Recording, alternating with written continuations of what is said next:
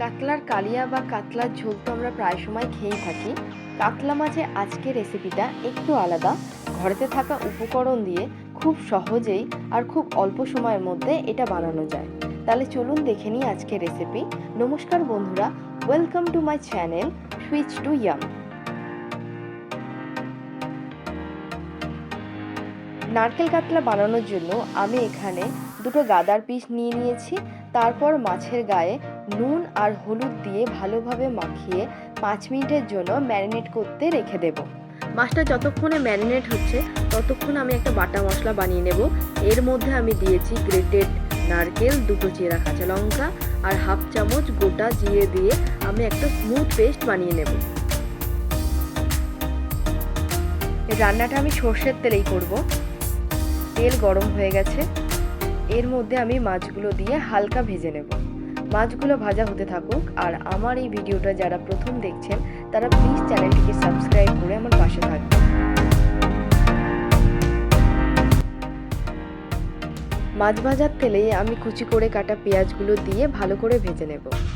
এখানে আমি সামান্য নুন দিয়ে দিচ্ছি, তাতে পেঁয়াজগুলো তাড়াতাড়ি গলে যাবে। তারপর টমেটো কুচিগুলো দিয়ে পেঁয়াজ আর টমেটো একসঙ্গে কষিয়ে নেব। পেঁয়াজ আর টমেটো সেদ্ধ হয়ে গেছে। এরপর আমি বাটা মশলাটা দিয়ে টমেটো আর পেঁয়াজের সঙ্গে ভালোভাবে মিশিয়ে ভালো করে কষিয়ে কিছুক্ষণের জন্য ঢাকা দিয়ে দেব।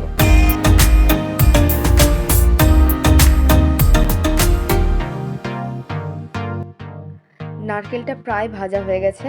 এরপর যাতে পুড়ে না যায় আমি অল্প জল দিয়ে আবার কিছুক্ষণের জন্য কষিয়ে নেব।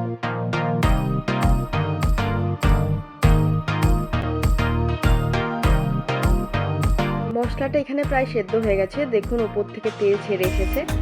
এরপর আমি আরও কিছুক্ষণ কষিয়ে উপর থেকে হাফ কাপ নারকেল জল দিয়ে আবার কিছুক্ষণ কষিয়ে নেব। মশলাটা আমার ভালোভাবে কষে গেছে। এরপর আমি গরম জল দেব 250 ml এর মতো। তারপর ঝোলটা একটু ফুটে উঠলে ভেজে রাখা মাছগুলো দিয়ে ভালোভাবে মিশিয়ে নেব। এখানে আমি কালারের জন্য অল্প স্যাফরন ইউজ করেছি। যেহেতু রান্নাটার মধ্যে হলুদ বা লঙ্কা গুঁড়ো কিছুই ইউজ করিনি, হালকা কালারের জন্য এটা দিয়েছি। তারপর দুটো চেরা কাঁচা লঙ্কা দিয়ে ভালোভাবে মিশিয়ে আরও ঢেকে 10 মিনিটের জন্য রান্না করেছি।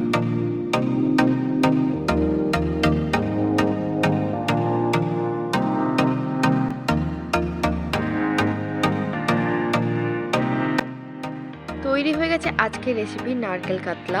পরিবেশনের সময় একটা ছাঁকনি দিয়ে ঝোলটাকে ছেঁকে তার উপর মাছগুলো দিয়ে পরিবেশন করেছি। আজকের রেসিপিতে আমার পাশে থাকার জন্য আপনাদের ধন্যবাদ। আরও নতুন নতুন রেসিপি নিয়ে আমি পরবর্তীতে আবার চলে আসবো। আর আপনারা কীরকম রেসিপি দেখতে চান সেটাও প্লিজ কমেন্ট করে জানাবেন। ততক্ষণের জন্য আজকের এই ভিডিওটা এনজয় করুন।